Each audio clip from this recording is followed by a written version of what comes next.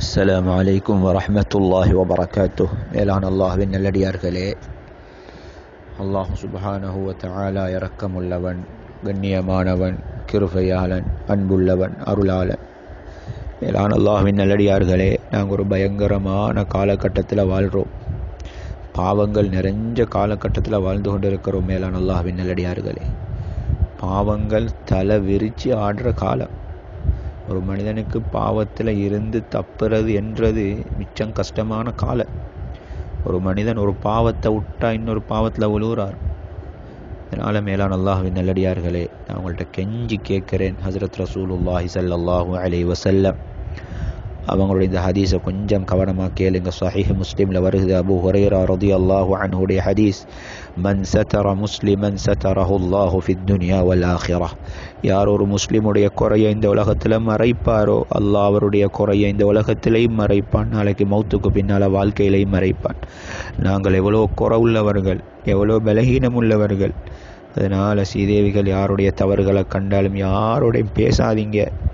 எத்தனையோ பேர் மானம் பறிக்கப்பட்டு தவிர்த்து கொண்டு வாழ்ந்து கொண்டிருக்கிறாங்க. அந்த பாவத்தை சுமக்காதீங்க. அல்லாஹ் அவங்களை எல்லாருக்கும் ரஹமத்து செய்வான், பரக்கத்து செய்வான். என்ற பேச்சை கொஞ்சம் கேளுங்க. இயக்க வெறியில், கோவத்துடைய வெறியில் யாருடைய மானத்தையும் வாங்க எங்களுக்கு அனுமதி இல்லை சீதேவிகள். ஒரு மனிதனுடைய மானம், நீங்கள் ஒரு மனிதனுடைய மானத்தை வாங்கினீங்கண்டா அந்த இடத்துல உங்களை வச்சு பாருங்கள். நீங்கள் இந்த இடத்துல நான் இருந்தால் எவ்வளோ கஷ்டப்படுவேன் என்று எத்தனை பேர் தற்கொலைக்கு முயற்சி செஞ்சு கொண்டு இருக்கிறாங்க. அடுத்த ஹதீஸை பாருங்கள். மேலான அல்லாஹ்வின் நல்லடியார்களே, சஹீஹான ஹதீஸ், ரசூலுல்லாஹி ஸல்லல்லாஹு அலைஹி வஸல்லம் சொன்னாங்க, இன்னல்லாஹ அஸ்ஸ வஜல்ல ஹய்யுன் சித்தீர். சத்தியமாக அல்லாஹு தஆலா வெக்கமுள்ளவன், குறைகளை அதிகமாக மறைக்கக்கூடியவன். யுஹிப்புல் ஹயா வஸ்ஸித்ர். அடியார்களும் வெக்கமாக நடந்து கொள்வதையும் அடுத்தவருடைய குறைகளை மறைப்பதையும் அல்லாஹ் விரும்புகிறான். அதனால் மேலான அல்லாஹ்வின் நல்லடியார்களே, மிச்சம் பயங்கரமான ஜமான். ஒவ்வொருத்தரும் உள்ளங்கள் உடைஞ்சி வெந்து வாழ்ந்து கொண்டிருக்கிறாங்க. மானங்களை வாங்காதீங்க. இன்றைக்கு சோசியல் மீடியாக்களை திறந்தாவே ஒரு மனிதனுடைய மானங்கள் பறிக்கப்படுகிறது. எவ்வளவு அந்த உள்ளங்கள் வேதனைப்பட்டு கொண்டிருக்கு சீதேவிகள்.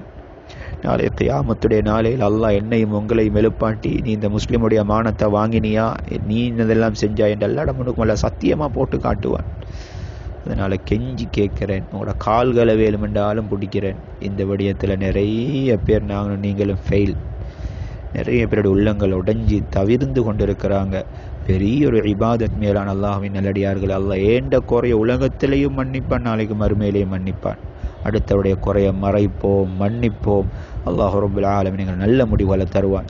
அருமை சஹாபாக்கள், நபி அலைஹிஸ்ஸலாம் வாழ்க்கையை கொஞ்சம் எடுத்து பாருங்கள். நான் விபச்சாரம் செஞ்சுட்டேன் என்று வந்து சொன்னவரையே நபி அலைஹிஸ்ஸலாம் சொன்னாங்க, உங்களோட குறையை மறைச்சிட்டு போங்க வாப்பா. இந்த இரக்கம் உள்ளம் உடையவர்கள் இந்த உலகத்தில் எத்தனை பேரை பார்க்கலும். மனுஷனா பார்க்குற மனித புனிதர்கள் எத்தனை பேர் இந்த உலகத்தில் பார்க்க. இன்றைக்கு மனுஷனா பார்க்குறான் இல்லையே சீதேவிகள்.